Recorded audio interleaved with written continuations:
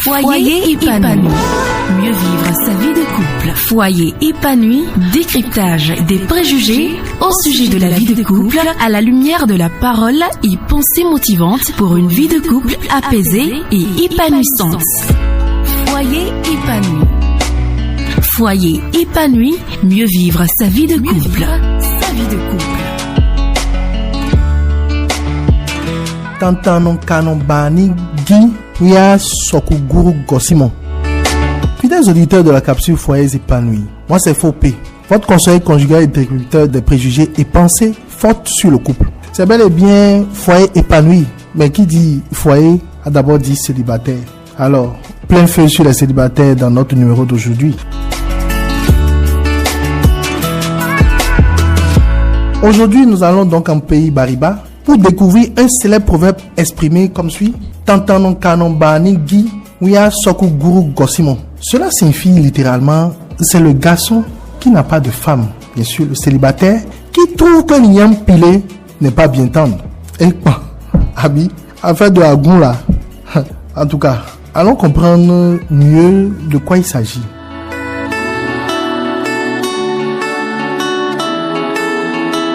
Le célibataire est une personne qui vit dans le célibat. Autrement dit, c'est l'état d'une personne non mariée. Enfant, on dit traîneau. Vous voyez le mot, non? Ça en dit long. Le célibataire est donc bardé de préjugés à son égard. Donc, la conception générale serait insouciant, immature, superficielle, etc. Or, ce n'est pas toujours le cas. Pour reformuler le proverbe, on pourrait dire c'est le garçon inexpérimenté qui trouve que l'igname pilé n'est pas tendre. N'est-ce pas? C'est lourd. Mais pourquoi les sages Bariba ont dit Tantanon kanon barni gi Ouyan Sokuguru Gosimo? En fait, le peuple Bariba voit la maturité et l'expérience comme des choses très importantes dans la vie. Ainsi, tant que tu ne fais pas tes preuves dans la vie, tu n'as pas droit à la parole. L'épreuve par l'excellence, c'est bien la vie de couple. La maturité de vivre en couple. Sans ça, on est exigeant à tort ou à raison, idéaliste. Eh bien, la caractéristique fondamentale du célibataire, c'est la théorie par excellence. Si le célibat s'annonce comme une période transitoire marquée par une liberté d'action conséquente, il n'en demeure pas moins que le célibat se vit difficilement compte tenu de la solitude et des influences de son environnement. Dans le cas d'espèce, toi garçon inexpérimenté, entouré de personnes inexpérimentées comme toi, comment peux-tu être exigeant, surtout en termes de cuisine? Si ça se trouve, tu ne sais même pas cuire un œuf. A contrario, en pays Bariba, un aîné ayant déjà à charge une femme et des enfants et connaissent les réalités et difficultés du quotidien, l'imprévisibilité des circonstances et autres, a souvent une longueur d'avance sur le célibataire. Car il comprend la notion de tolérance, de difficulté de la vie et a une certaine sagesse et un savoir-vivre. Mais est-ce à dire que parce qu'on n'a pas d'expérience, qu'on doit se contenter de tout et manger une cuisine approximative?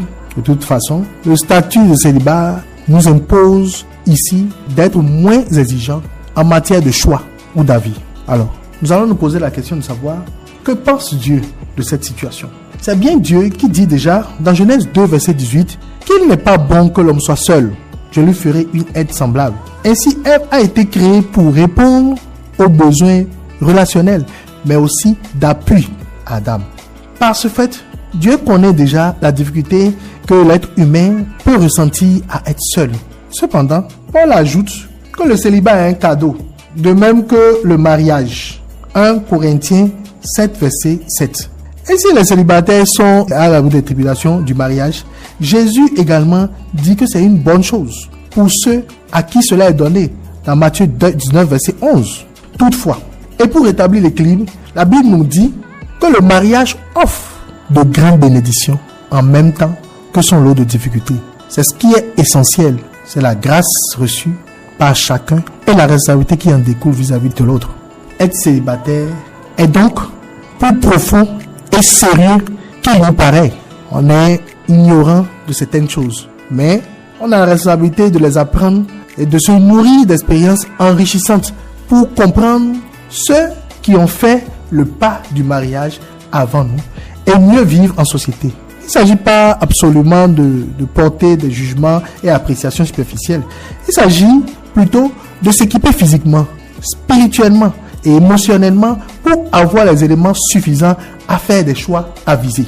Il ne faut pas certainement être exigeant pour les futilités, mais il est important d'être rigoureux dans sa conduite et envers soi-même d'abord. C'est ça qui donnera chair célibataire, la discipline nécessaire pour rester en communion avec Dieu et qui aidera à trouver la juste mesure de la tolérance dans nos rapports. Pour résumer ce numéro, nous dirons que de ce qui précède, les sages Bariba n'ont pas totalement raison au regard de la tendance ambiante au niveau des célibataires. Et la parole de Dieu appuie cet avis, comme nous l'avons déjà dit, dans ce que Paul a dit et dans ce que Jésus également nous a dit. Ce qui est merveilleux dans la parole de Dieu, c'est l'équilibre. En effet, nous pouvons dire qu'être célibataire ne nous exempte pas de sagesse. Pas du tout. Encore moins de rigueur.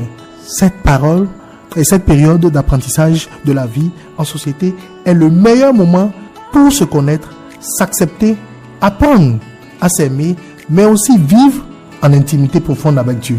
Lui seul qui permet de vivre harmonieusement dans la tolérance avec soi-même et l'autre. C'est certainement pour cela que quelqu'un a dit un célibat bien réussi peut garantir un bon mariage. C'est sur cette note positive que je clôture cette capsule, espérant vous voir plus nombreux à notre prochain rendez-vous. Pour revoir cette capsule dans son intégralité, nous vous invitons à aller sur nos pages Facebook de Foyer Épanoui et sur les pages de My Picking House.